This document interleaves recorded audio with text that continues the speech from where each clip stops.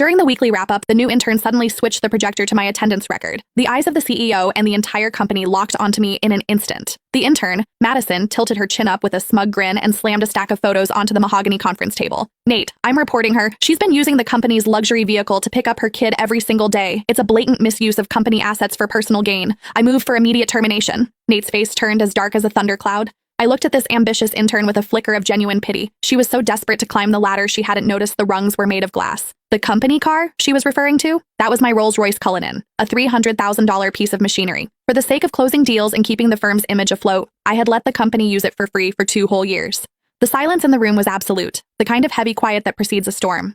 The central AC was humming at a steady 68 degrees, but a chill crept into my bones that had nothing to do with the temperature. It was the coldness of human nature. In the photos, the black Cullinan gleamed under the streetlights, parked in front of an elite private preschool.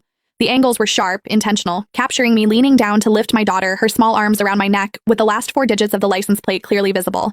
Madison leaned her hands on the table. Her face, young and flush with the misplaced zeal of a corporate crusader, burned with a self-righteous fire. She looked at me as if I were a common thief caught with my hand in the vault. Nate, according to the employee handbook, company vehicles are strictly for business use. As a senior executive, Ms. Mercer shouldn't just be setting an example, she should be the standard. Instead, she's turned our most expensive client-facing asset into her personal nanny cam on wheels. School runs, grocery trips, weekend getaways, it's all here. Her voice was crisp, echoing off the glass walls. She clicked to the next slide, revealing a detailed Excel spreadsheet. I've done the math. Between the commute and the school runs, she's putting an extra 25 miles on the odometer daily. Between the fuel consumption of a V12 and the depreciation, we're looking at thousands in hidden costs every month. And that's not even counting the billable hours she's stealing from the company driver. She turned to the head of the table, Nathaniel Cross. Nate. Nate was my college classmate.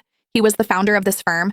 In the early days, when he couldn't even cover payroll, I was the one who dipped into my savings to keep the lights on.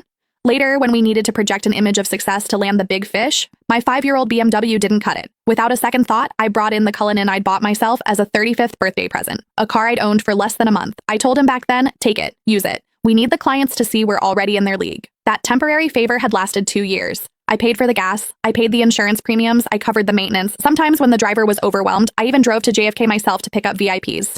Everyone in this building knew that car was mine. Or at least they should have. But looking at Nate now, there was no defense in his eyes. His brow was furrowed, his fingers drumming rhythmically on the table, a nervous habit he had whenever he was weighing his own interests against someone else's. Diana, Nate finally spoke. His voice was low, coated in a professional coldness that felt like a slap. The evidence Madison provided, is it true? I stared at him, my heart skipping a beat. Is it true? 2 years ago, when he begged me for the car to save face, he said, Diana, I'm so sorry to ask this of you. As soon as we're in the black, I'll buy you a brand new one. 1 year ago, when the cash flow dried up, I used that car as collateral for a bridge loan so he could pay his staff. He told me then, Diana, this car is the company's lifeline. It's your badge of honor.